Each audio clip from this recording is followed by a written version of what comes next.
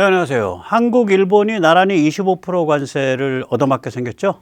물론 아직 확정 때까지는 한 20일 정도 시간 여유가 있지만 이게 기본적으로는 투쟁이냐 자살이냐, 한국과 일본이 닥친 문제가 똑같습니다. 본질적으로. 그 양상은 좀 다르지만 오늘 그 같은 이야기를 살펴보도록 하겠습니다.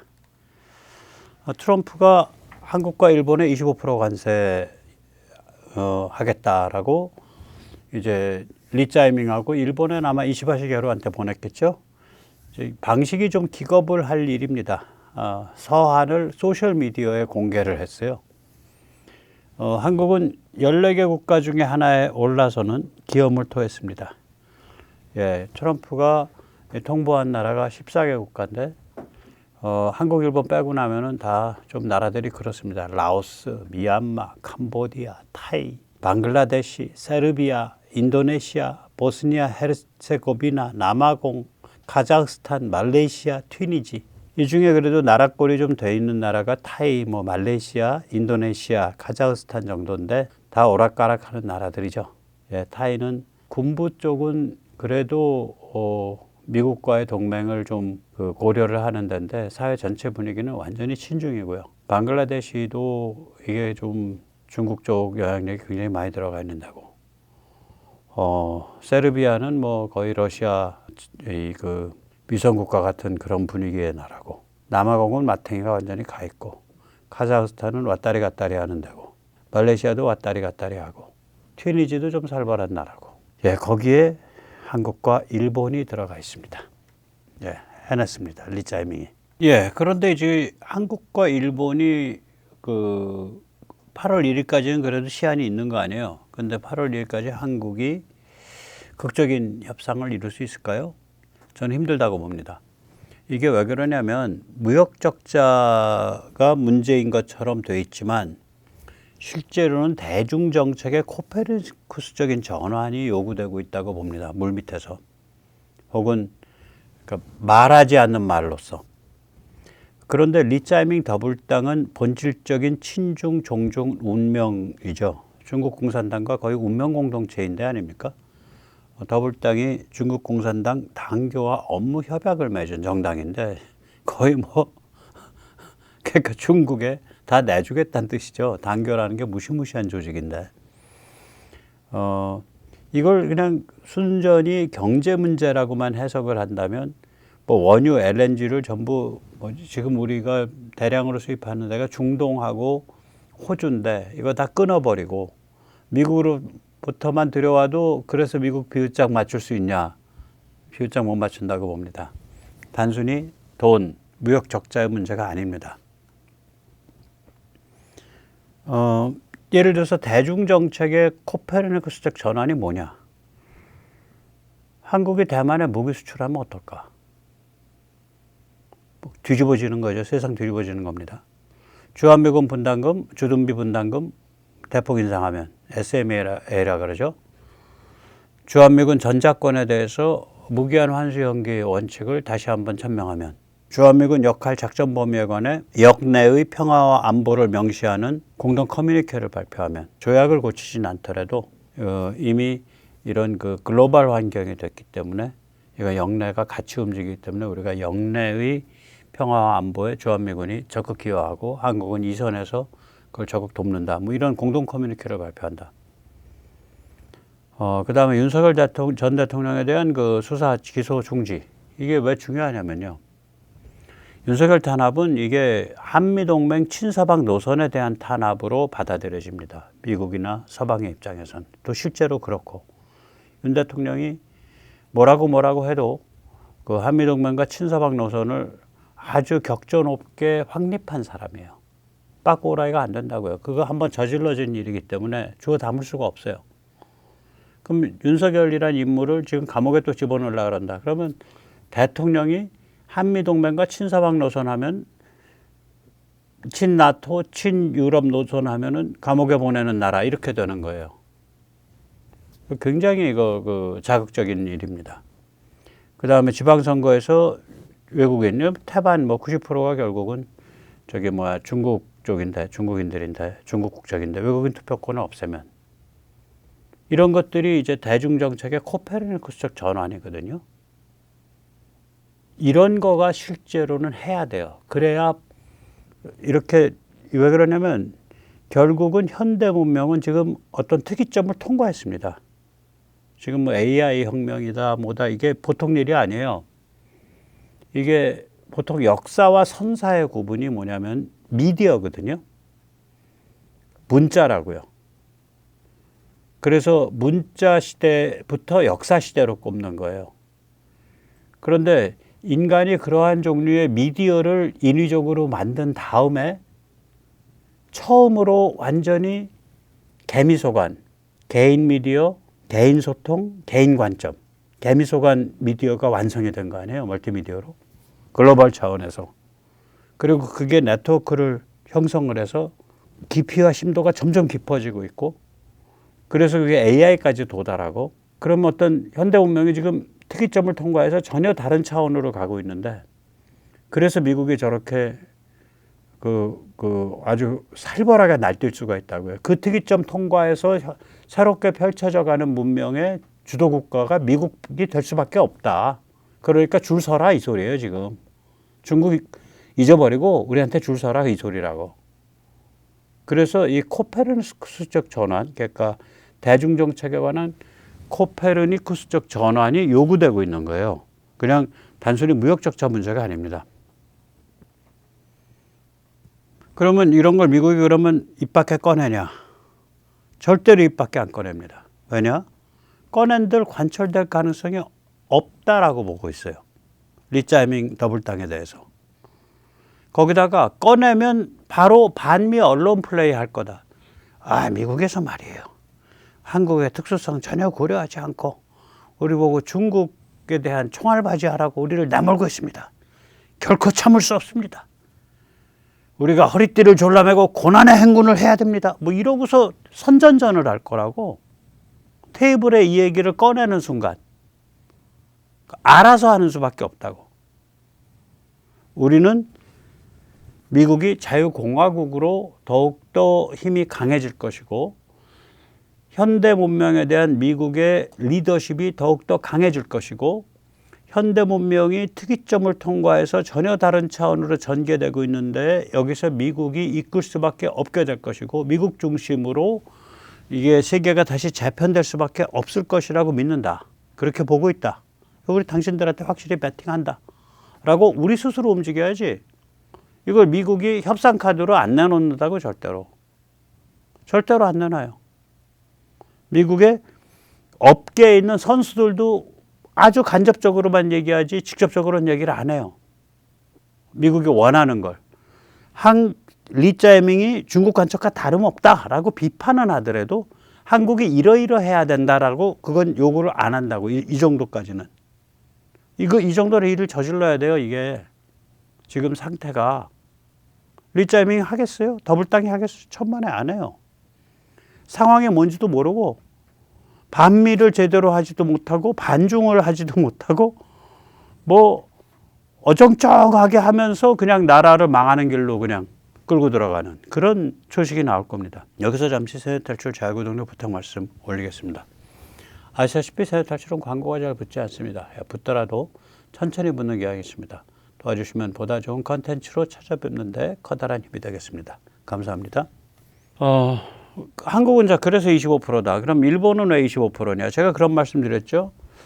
일본은 뭐 다른 여러 가지 이유도 있지만은 한국의 반미가 반일을 이용할 수가 있기 때문에 일본은 일단 한국만큼 두들겨 맞고 시작할 거다라고 그 전에 말씀드렸잖아요. 한국이랑 똑같이 맞았죠. 25%. 오히려 일본 1%포인트 오르지 않았나? 리버레이션 데이 해방의 날 그때 일본이 24%였던 것 같은데 한국이 25%고 아무튼 일본이 한국이라고 이번에 같게 나왔죠. 일본은 왜 그러냐면 이 이시바 시게루가 조금 관점이 특이합니다. 리짜이밍에 대한민국을 볼모로 잡고 있다. 우리 일본 말고는 미국에 대안이 없다. 이런 식의 착각을 하고 있어요. 그래서 미국에 강경 대응을 했다고. 이 방미에서 우리가 미국에 대한 투자를 1조 달러를 돌파하겠습니다. 아니 미국에 대한 투자가 매년 몇백억 달러씩, 몇천억 달러씩 해서 몇백억 달러씩 해서 일본이 계속해서 일본이 굉장히 돈 많이 벌었을 때부터 해서 지금 누적이 거의 뭐 9천억 달러인가 뭐 그렇게 넘어가 있어요. 9천 몇백억 달러. 그러니까 1조 달러 돼. 그냥 저절로. 근데 그게 무슨 대단한 뭔지 자기들이 돈 벌어가려고 하는 거지. 그거 내세우면서 우리는 특수한 나라입니다. 일본의 국익을 지키겠습니다. 품목별 관세, 자동차 관세도 25% 전 세계적으로 적용되는 것도 일본은 면제돼야 됩니다. 이런 스탠스를 취했다고. 이게 배경에는 한국의 리짜이밍이 친중으로 가고 있기 때문에 미국한테는 동아시아에서 일본 외에는 믿을 수 있는 파트너가 없다. 니들이 어쩔래? 이런 계산을 하고 있다고 봐요. 리짜밍의 대한민국을 볼모로 잡고 있다. 그게 이제 있다고 생각하고 있다라는 게 백모의 지금 주장이죠. 몇 번째 제가 한 두세 번 말씀드렸죠. 그런데 일본은요, 이게 원조 중국 사랑입니다. 이게 1972년 9월 달에 다나카와 주울레가 만난 거거든요. 이때 다나카 주울레의 공동 성명이 나오죠. 이게 닉슨 모택동 회담이 2월에 있었고 7개월 만에 해요. 그래서 중일 국교 정상화가 돼요. 그러면 닉슨 모택동 회담 1972년 2월 회담 이후 가장 먼저 국교 정상화한 나라 어디야? 일본이에요. 제가 아는 범위에서. 서방 선진국에서는 일본이라고요. 그냥 도르륵 올라탔어. 그 공동회담의 그 성명 내용도 좀 가관입니다. 뭐 어떤 나라든 동아시아에서 패권의 결사 반대하고 미국 패권도 반대한다는 소리지. 그다음에 대만과의 국교를 단절하고 중국을 하나의 중국으로서 인정하고 아무튼 좀 그래요. 그리고 이제 구구절절하게 그 평화협정 얘기를 해요. 왜 그러냐면 그러니까 이것을 판을 흔들면 그러니까 제 눈엔 뭐라고 들냐면 중일 전쟁에 대한 배상을 중국이 일본한테 요구를 하면 일본의 정치 불안이 야기돼서 판이 다 깨진다. 그러지 마세요. 이게 아주 구구절절하게 써 있습니다. 원조 중국 사랑이죠. 원조 중국 사랑. 또 가장 먼저 1980년대 초부터 중국에 자본 진출한 나라로서는 일본이에요. 화교 자본과 일본 자본이 제일 먼저 들어갔거든요. 홍콩을 통해서. 홍콩이 굉장히 훌륭한 그 창구 역할을 했어요. 그래서 스티븐 커킹 같은 사람은 뭐라고 말을 하면 러시아의 그 개혁 개방이 실패한 이유 중에 하나는 러시아에는 홍콩이 없었기 때문이다라는 얘기를 해요. 홍콩이라는 그 숨구멍을 통해서 쭉 중국에 들어갔다고요. 제일 먼저 들어갔어요, 일본이. 우리보다 거의 15년 일찍 들어갔어요. 돈 되는 거 그때 다 따먹었죠.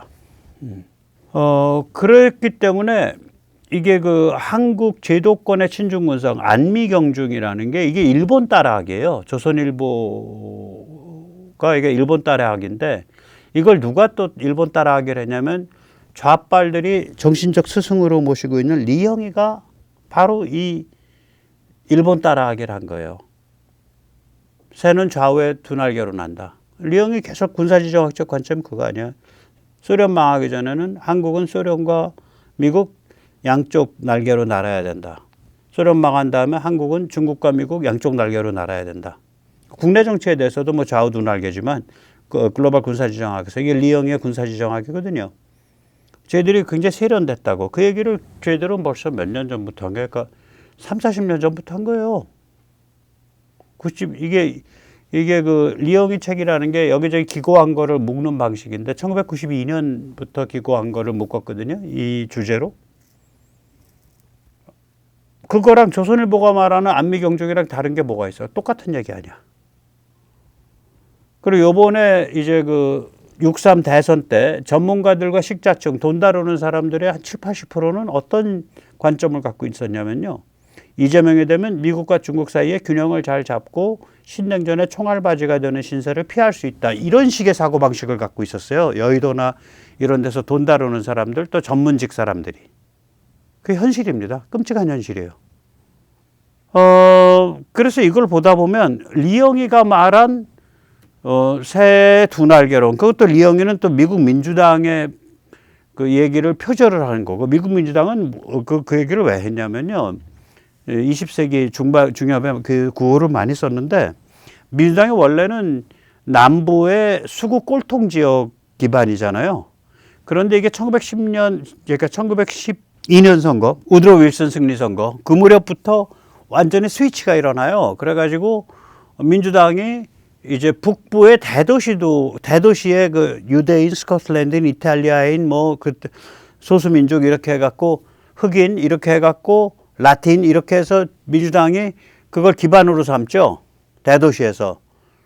그러면서 이제 그 남부의 수구 꼴통 지역들에서 벗어난단 말이에요. 그게 그 수골 지역으로부터 벗어나요. 이게 그러니까 남부가 수구 꼴통이라는 소리 아니라 남부 민주당의 수구 꼴통이에요. 다시 말씀 정정합니다. 그걸 부르봉 데모크라트, 버번 데모크라트라 그래요. 이게 왜 그러냐면 부르봉 왕조 같은 걸 꿈꾸는 사람들이다. 이런 그거예요. 레드넥이라고도 하죠. 레드넥 데모크라트. 그러니까 그 미국 남부의 백인들이 그 볕에서 이렇게 볕 속에서 계속 그 야외 노동을 많이 하니까 목장하는 사람들 그래서 이 목덜미가 빨갛게 익죠. 그래서 레드넥이라고 부르죠. 예, 레드넥 데모크라트들, 부르봉 데모크라트들. 그래서 이제 미국 민주당에서 이제 그 전략이 뭐냐면 남부 수구 꼴통 민주당도 유지를 하고 대도시의 진취적 민주당도 유지하자. 그래서 민주당이 좌우 두 날개로 날아야 된다. 그거를 그 캐치프레이즈를 리영이가 표절을 해와요. 제가 왜 표절이라 그러냐면 이런 캐치프레이즈를 갖고 올 때는 이 원래에는 어디에서 사용됐던 말인데 저는 이런 의미에서 다시 재해석해서 사용합니다. 이렇게 얘기를 해야 되는데 그런 인용에 대한 백그라운드 제시가 없어요. 그럼 그게 표절입니다. 예. 아무튼 리영이가 그렇게 해서 이제 글로벌 군사지정에서 미중 사이에 이게 그 두길보기 하면서 가야 된다라는 게 리영이 좌빨 스승 리영이의 군사지정학인데 그게 이제 한 20여 년 전부터 조선일보나 제도권이 그대로 갖고 들어오는 거예요. 그러니까 안미경중으로 나타나는 거죠. 그래서 저는 포에르바하 생각이 나더라고. 포에르바하의 기독교의 본질이라는 책에서 보면요. 어제의 무신론이 오늘의 기독교가 된다라 그래요. 그러니까 이게 무슨 얘기냐면 카톨릭 때의 프로테스탄티즘 주장은 저건 무신론이야 라고 공격을 했다고요. 저건 이단이고 무신론이야. 그런데 그 중세 카톨릭이 그런데 그게 한 300년 지나고 나니까 그게 제대로 된 기독교가 된 거예요. 그래서 그걸 두고 어제의 무신론이 오늘의 기독교가 된다라 그랬어요. 저는 백모는 무슨 말이 하고 싶냐. 어제의 리영이의 좌빨 논의가 오늘의 제도권 조선일보 논리가 된다. 네. 실제로 그런 일이 벌어진 겁니다. 지금 이거를 지금 청산해야 되는 시점이 온 거예요. 우리가 부닥친 과제가 일본도 똑같습니다. 그래서 일본의 코페르니쿠스적 전환과 한국의 코페르니쿠스적 전환을 비교를 해보겠습니다. 정치와 주류 담론을 비교해 보겠습니다. 일본이 더 힘듭니다. 한국 제도권 오염은 대충 20년 역사예요. 대개 2000년대 초반쯤부터 이게 안미경중 같은 분위기예요. 그런데 일본 자민당 주류 담론의 그런 미국 통수치고 그 다음에 경제동물 논리. 우리야 뭐 누구랑 비즈니스 잘하면 누구랑이라도 비즈니스만 잘하면 되지 뭐 이런 식의 근성은 80년 역사입니다. 1945년 이후 일관되어 있어요. 아베 신조가 이걸 정면으로 뿌리부터 다져가지고 일본 경제를 강화하고 일본 사회를 강화해서 일본을 근본부터 바꾸려는 그러한 시도 대신에 위에서 뭐 근사하게 바람 잡아가지고 그냥 갈라 그러다가 이게 실패한 거죠. 일본 경제는 경제대로 말아먹고 체질 개선은 안 했잖아요. 일본 경제의 체질 개선을 더 망쳐놓은 거 아니에요. 그래서 아베 신조가 이거 문제를 설건드린 거예요. 저는 그렇게 봅니다. 그다음에 대중의 그 정치 심리적 뿌리를 한번 보죠. 일본이 더 힘들어요. 한국 대중은 최소 40% 이상이 본능적 반공 반전체주의입니다. 그런데 일본 대중은 절대 다수가 대립 없는 세상이에요. 일본에서 왜 저런 식의 패션, 롤리타 패션이라기도 하고 빅토리아 패션이라기도 하잖아요. 저런 것들이 왜 옛날에 나왔겠냐. 지금 이게 저 한인가? 그 저기 뭐 푸른 산호초 그 노래도 아주 저는 이거 로코코풍이라 그래요. 미술 하시는 분들 알 거야. 로코코라 그러면 굉장히 밝고 경쾌하거든. 그게 혁명 전야의 그 아주 불길한 분위기라고요. 그 프랑스 혁명 전야에. 그러니까 18세기. 이게 이제 대결과 대립 없는 세상이죠. 그리고 대결 대립을 떠드는 자는 믿지 마라. 그 자들은 분사회를 모르는 자들이다. 일본에서 제일 중요한 컨셉이 분사회죠. 그러니까 분수, 직분. 분사회를 모르면 짐승 취급합니다. 일본 문화는. 그런데 일본의 현대사는 그 누구보다도 분사회를 지켜야 될 지배 계급이 애국을 내세워 가지고 전체 국민을 신토 전체주의 광증으로 몰아넣어 가지고 그걸 가지고 문명에 대한 도발을 했잖아. 그러면 그 지배 계급이야말로 분사회를 모르는 짐승 아니에요. 그런데 그 지배 계급 외에는 또 정치할 놈이 없어. 그래서 대대손손이 저기 뭐야 상속해 가면서 그 의원질 해 드시고 계셔. 그래서 일본의 그 어떤 그 아픔이 있는 거예요, 거기에. 경쾌하겠지. 겉으로 보면 경쾌하지. 대결과 대립 없는 세상. 그 대결과 대립을 주장하는 자는 이건 분사회를 모르는 자들이고 국민을 속여서 또다시 이상한 그 비극적 파멸의 구렁텅이로 국민을 끌고 들어갈 소지가 있는 자들. 이런 의심이 굉장히 강해요, 뿌리가. 그래서 이런 식의 그 패션들이 나오고 이런 식의 그 경쾌하고 이런 거예요, 이게. 그 분위기가. 그런 뿌리가 있다고 저는 봅니다. 뭐 그냥 가짜는 소리를 좀 하면. 그래서 이게 결국은 일본을 가만히 보고 있으면 일본이 이 질병을, 이 약점을 극복하지 못하면 지금 현대 문명이 이 특이점을 통과해서 그냥 한없이 다른 차원으로 옮겨가고 있는데 거기에 적응 못하는 일종의 자살이 돼요. 일본이 코페르니쿠스적 전환을 못하면. 한국도 마찬가지입니다.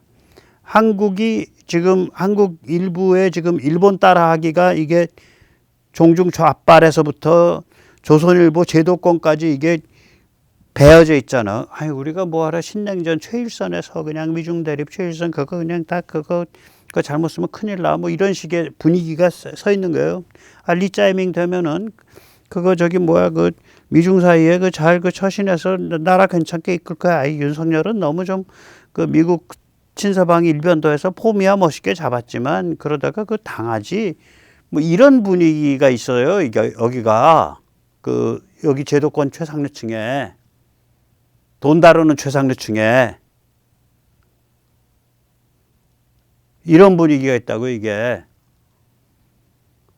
우리가 그거를 극복을 해내야 되는 거거든. 이게 한국의 코페르니쿠스적 전환이에요. 우리 그거 극복 못하면 미국이 주도하고 있는 이 급변을 적응을 못하는 거예요. 일종의 자살이 일어나는 거죠. 그래서 일본은 일본대로 그 뿌리 깊은 안개와 같은, 한국은 명확하게 규정돼 있어. 종중 카르텔. 그 다음에 조선일보로 대표되는 제도권 카르텔. 명확해. 쟤들. 그리고 한국은 대중은 반중, 반공, 반전체주의 본능이 살아 숨쉬어요. 그래서 한국은 이 싸움이야. 투쟁이냐? 아니면 이 싸움 외면하고 자살이냐? 일본은요? 일본은 조금 더 힘들어요. 일본은 대중이 좀 준비가 안 돼 있어요. 좀 복잡하다고. 그 비극적 역사 때문에. 예. 그 태평양 전쟁, 그 다음에 신토 전체주의라는 비극적 역사 때문에 일본 복잡해요. 그러나 일본도 결국은 그 자기들의 그 복잡한 그 문제를 투쟁을 해서 해결을 하냐? 아니면 2류, 3류 국가로 전락하는 자살의 길을 갈 거냐? 투쟁이냐 자살이냐? 그건 한일 공통의 지금 그 문제의 그 성격입니다. 오늘 여기까지 모시겠습니다. 감사합니다.